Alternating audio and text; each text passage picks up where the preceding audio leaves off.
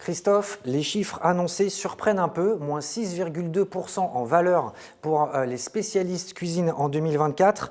Sur le terrain, j'ai échangé avec pas mal d'acteurs, tout le monde a l'air assez surpris et envisageait ou dépeint des situations avec des moins 15, des moins 20.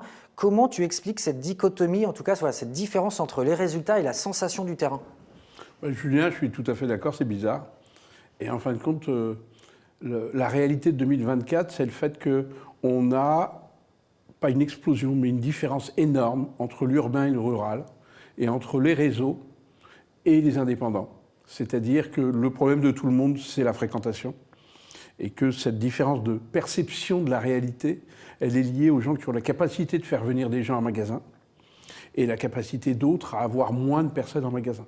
Et les spécialistes, par rapport, on va le voir, aux autres circuits de distribution, sont ceux au final qui se sont plutôt pas mal débrouillés, même si le moral des troupes est bas, parce que la fréquentation a été quand même très faible. Et on va le voir, c'est ceux qui ont su se bagarrer, qui ont emmené le morceau. Et alors, de manière globale, avant que, comme tu le dis, on rentre par canal de distribution dans la cuisine spécifiquement, l'analyse globale du marché de la cuisine en 2024, qu'est-ce que tu peux nous avoir à nous livrer comme analyse? En fin de compte, sur l'analyse globale de la cuisine en 2024, on voit bien que arriver à un tel score, quand l'immobilier est en chute libre, que ce soit les transactions immobilières, que ce soit les mises en chantier de logement ou les permis de construire, c'est quand même un tour de force. Parce qu'on n'a rien pour nous tirer. Rappelons quand même que 47% des cuisines sont achetées par des gens qui emménagent. Donc, normalement, la moitié du marché est drivée par cet immobilier.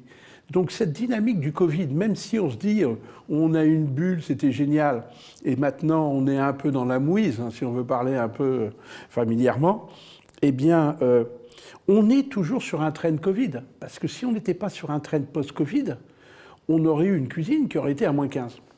Mais c'est vrai que je comprends tout à fait des magasins spécialisés qui disent c'est pas possible à moins 6,2 parce que certains magasins ont vraiment pas vu passer le train parce que l'arme clé de l'évolution de notre métier et dans les mois à venir aussi, c'est cette capacité à faire un trafic qualifié. Et du coup, si j'ai pas les moyens de communiquer, eh bien, je vois pas passer grand monde.